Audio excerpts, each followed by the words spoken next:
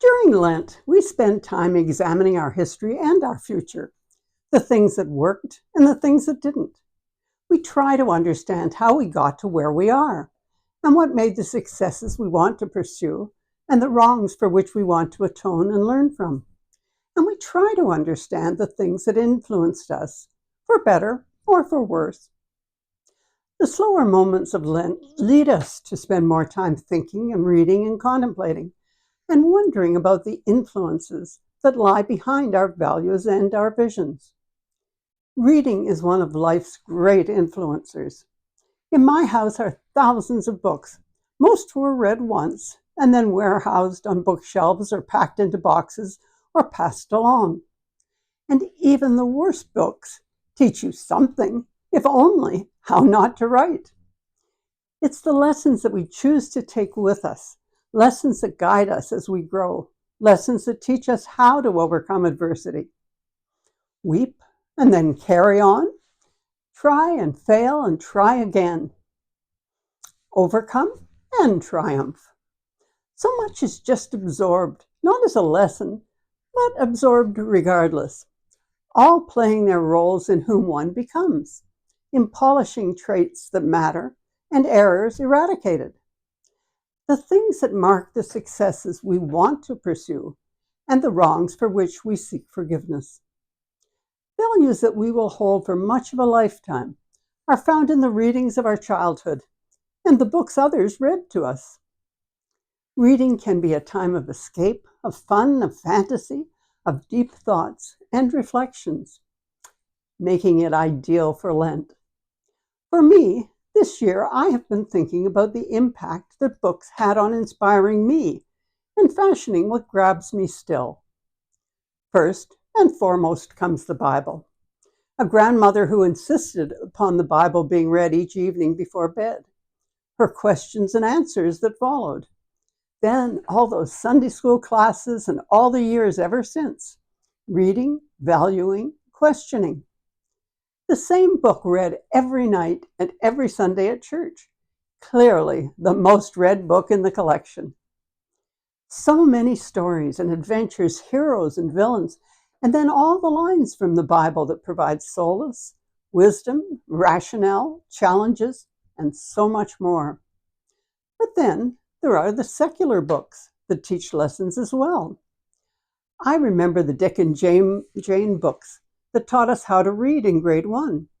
I can remember what the whole family looked like, but no memory of anything that happened.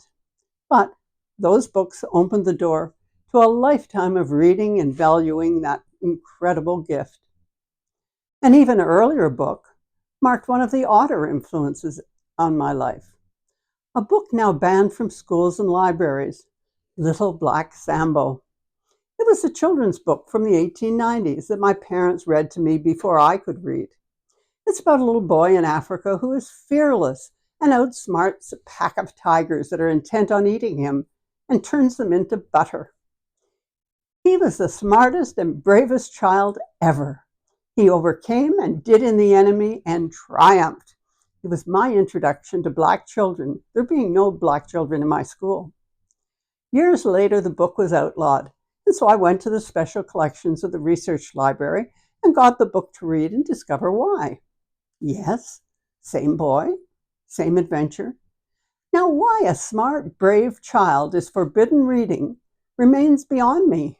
It seems like racism in the guise of political correctness, or some such, to me. But I guess it is all in what one sees, what one identifies with, and is inspired or offended by. For much of my life, I read a book every evening, although some grabbed me so firmly that it would take days to get through, and then off to another. But there were 2 books of my earliest teens that had an enormous impact on my self-confidence. The conviction that I could overcome whatever got in my path. The first was Anne of Green Gables. A Canadian author, Lucy Maud Montgomery, created Anne Shirley, a girl from an orphanage, sent to work on a farm and be adopted by an elderly brother and sister. But they had asked for a boy child and had no idea what to do with a girl. particularly not one with the personality of Anne. But Anne could and did overcome everything. She was impulsive, brave, emotional, and let nothing defeat her. I don't know how many times I read it, but she was the model for taking on any challenge and letting nothing defeat you. The second book was Gone with the Wind. The American Civil War was at an end, and Scarlett O'Hara was at the center of a changing world. The days of the prosperous plantations of the South were gone. The slaves throwing off their chains, but also facing new challenges. But despite challenges and tragedies, Scarlett persisted and was committed to not merely surviving, but overcoming whatever or whoever got in her way. These two females became for me the heroines who could not be defeated, and if they couldn't be, neither could I. They were my role models, my examples, all that I could be and do if I just set my mind to it. Gone with the Wind concludes with, "Tomorrow is another day." It convinced me that one could only be defeated if they gave in and let someone else triumph. Persevere, and victory would eventually be mine. Their determination taught me to overcome. Both books have been made into movies, and I have refused to see either of them. When reading books, you imagine in your own mind what the hero or heroine or villain looks like. Mine do not match the movies. I was appalled when Vivien Leigh was assigned the role. With her black hair, she was so removed from the red-headed Scarlett of my imaginings that I ignored the film. They obviously were not casting my heroine. Books and movies are like that. Movies cut out scenes that you loved and assign characters that meet the producer's vision, and not the reader's. When I first practiced law, family law and child protection cases occupied my days and kept me awake at night. I would go home worn and depressed from the tragedies, the hurts, and the harms that defined the lives of so many of my clients. And so I started reading Harlequin romances. They were only a couple of 100 pages long, simple stories of mistakes and misunderstandings that always ended with problems overcome and love and happiness all that remained. I can't remember any of the stories or anything about the characters in a single issue, but curling up with one of those books each evening certainly got rid of the sorrows of the day and provided a blissful sleep, ready for the realities that don't have happy endings. Books have been my companion for a lifetime. They've shaped me and comforted me. They've educated and challenged me. They remain best friends.